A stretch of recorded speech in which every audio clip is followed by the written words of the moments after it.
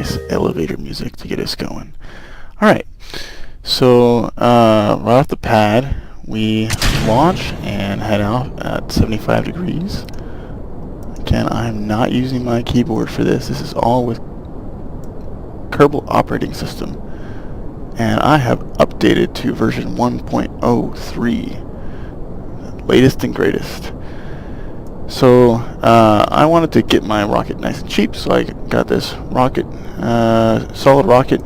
I put 3 fins on the bottom, and I put 2 fins on top because when I released the stage, it kept kind of doing a little flip. It would correct, but you know, I'd spend about 10 seconds doing a little flip until the gimbal got in the right direction. So now we're heading off at 50 degrees, and we're picking up some speed, 600 meters per second already. And now we're down to 20 degrees at 10 kilometers, and we're going to be heading really nice and far to the side. That's like the biggest thing we need to get going is get up, and then when the atmosphere is low enough, we want to be going sideways. I think when I get to 20 kilometers, I turn to 5 degrees. But until I get to 20 kilometers, there we go, yeah, now we're going to go to, I think it's maybe 25 kilometers. Yeah, so the atmosphere is still like, I don't know, 60 or 70%. Now we're going to 5 degrees, it's 25 kilometers. And we're already going 1,400 meters per second. So I have in this script, I'm optimizing for getting to 75 kilometers, and I have a couple of turns that I do. I don't follow the altitude yet. I might do that later, but right now I'm just doing a couple turns, and then I keep the throttle at 1, and I think I will get down to like 185 or so liquid fuel left when I have reached the apoapsis of 75. So we're really just picking up the speed to get things nice and circular. So by the time we actually get to an apoapsis of 75, the Perry is like at negative 14 kilometers or so. And so there's only like 50 or 60, maybe even 80, depending on, you know, if the physics engine is less nice to me on the Ascent. Getting up to a fairly circular orbit already before we even leave the atmosphere.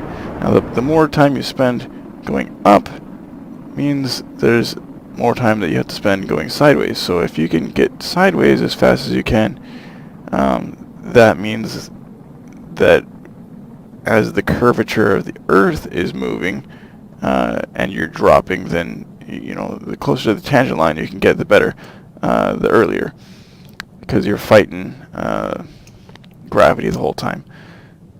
And here's a nice Kerbal sunrise for us as we head up. We have a good 5.25 minutes before we get to Apo, so I'm going to time warp a little bit.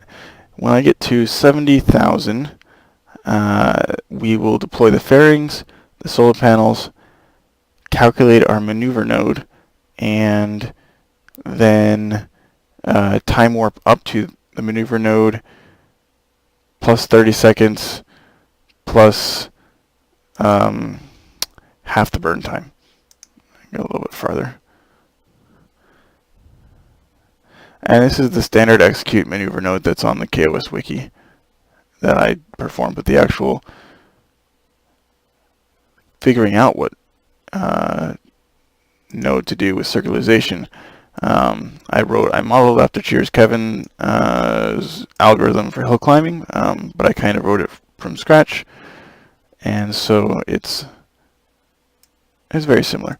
Basically, I look up by 100, and then see, there's our nice deploying the fairings, deploying the solar panels, figure out our maneuver, 88.5 meters per second, and then we time warp to where we need, angle towards where we want, and we will be firing at 3.5 seconds before the maneuver, and the node is in 20 seconds, so therefore we're going to be doing soon. Here's my I printed off the eccentricity of the orbit, and my current eccentricity, that's my current eccentricity. I don't think I printed off the target eccentricity, but basically I'm targeting I think 4 zeros and then a 1, or 3 zeros and a 1, or less. So my Apo 74.9 and my Parry 74.8. So I have a 1 kilometer difference, and then at the end I think I collect science and point up so that I maximize my solar panels while I have this second stage still attached. And I think that that is the end of the script that I have. Let's just see. Yeah. So I have my next improvement. I want to find out where the ascending and descending node is and do a plane change, and then do a closest approach. So I'm going to have to, walk around the orbit, adding maneuver nodes, checking the longitude of ascending node, and try to match the 78 degrees that Minmus has. And when I found that, then I increase the normal vector until my incline matches the, I think, 6 degrees incline. And once I have that, then I can walk around the orbit, my new orbit, and add a prograde until I have an approach, and do the little hill climbing. So one thing that you have to watch out for when you're doing this hill climbing is if you add too much prograde and you have a next patch, or you hit MUN when you didn't mean to, it makes it so you don't have an eccentricity. It throws out an infinity, and that pops on the stack, and then that throws an exception. So before you check eccentricity, you need to check if you have an X patch. And if you don't have an X patch, then you have an eccentricity to check. Anyway, so let's look at some of this code real quick. Here is my boot script, and it's just like my other boot scripts where I just, if my radar is less than 50, I'm going to do the launch. And if I reboot the machine, then I'm going to do whatever the current node is. Now I'm just have this for testing purposes. I'm not currently using this, other than I used that for some flybys in some earlier missions. And then my actual launch script is get the steering locked up. I think this is old stuff that I don't use right now because I don't have those parts. Whenever my stage learns out of liquid fuel and solid fuel, then stage, I set my desired apoapse to 75. At I set my throttle to 1, and at 2000 is when this function will end. It's going to be pointing at 75 degrees until it hits 2000. If it happens to magically get an apoapse that's the target, then it will exit early, and then these become no ops. It doesn't, so when it gets to 2000, then it runs this. It will until 10,000 run with 50 unless it reaches the apo. And so with each of these, it's just checking to see if it needs to bail early with this guy. And then this is legacy, doesn't need to be there anymore. Wait until the desired apoapse is what we want in case we didn't reach it in these steps. And then if we reach it, lock the throttle to 0. lock the steering to prograde so that while we're flying, we aren't fighting wind forces any more than we need to, and creating negative lift where we don't want. And then when we get to above the atmosphere, we deploy the fairing, set our panels to on, and then, oh, here's where I put the eccentricity that I'm currently at. Create a new node that circularizes, and then execute that node. Then once orbit is achieved, deploy my antenna, which I don't have one on this ship because it's a dish, and then point up so that we maximize solar panel and then release. So since this is new, let's look at this guy. This is in my do science, I think.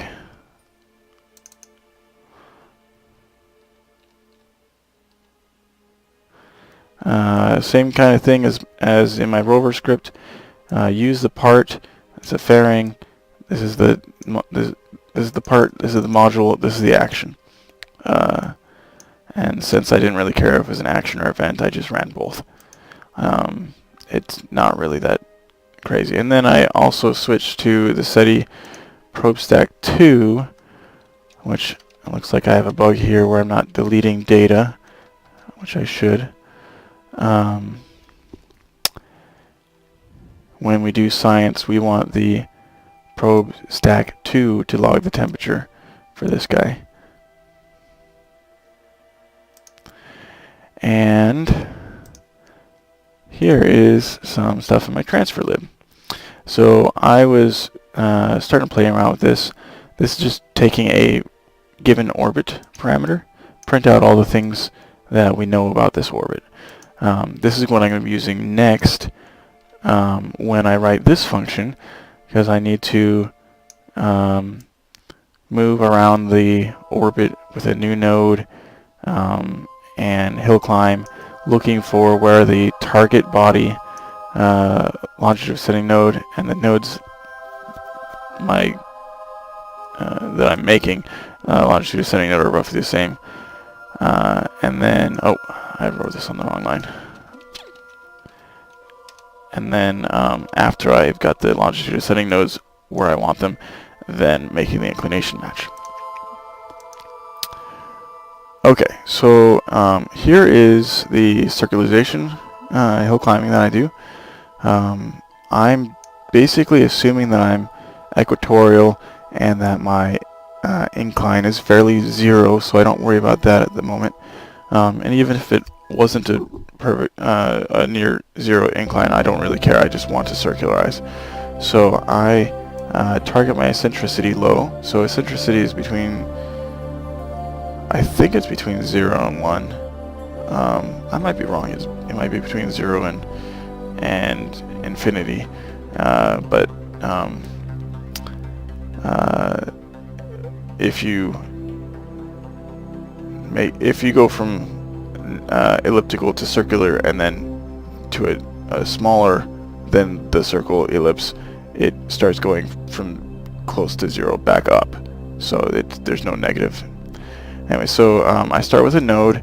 I put it to 0.1 in prograde, and then I try to reduce the eccentricity by increasing by 100ths. And here's the best one that came up after to see if it's better than this node. And then I check if I can reduce the eccentricity by going up by 10s and down by 10s from the one that it found by hundreds. And then I pick the one that has the smallest eccentricity, and I repeat that with so I started with hundreds, with 10s, negative 10s, 1s, negative 1s, 0.1s, and negative 0.1s. Now I'd like to push this into a function. I just haven't done it yet, and make it more generic so that when I write my plane matching for Minmus, that I can use the same hill climbing. Checking the eccentricity is really simple. Just you get 2 parameters. You have to add the node in order to evaluate it, which is kind of annoying, but whatever. So we add the node, we check the eccentricity and put it in a local, then we remove the node. Then we add B, check its eccentricity stored here, remove it. And then we check to see if A's eccentricity is less than B's. If it is, A, otherwise B. And then here is my reduce eccentricity function. It takes a node, it takes a target eccentricity, how much to bump the prograde, and I keep track of my start until my new node's orbit eccentricity is less than the target eccentricity. Then do all these things. Now some of the hard part here was keeping track of whether I had removed and added properly, and just printing a bunch of things while I was doing it. It would frequently print that you don't have a node currently on the stack, so you can't evaluate it.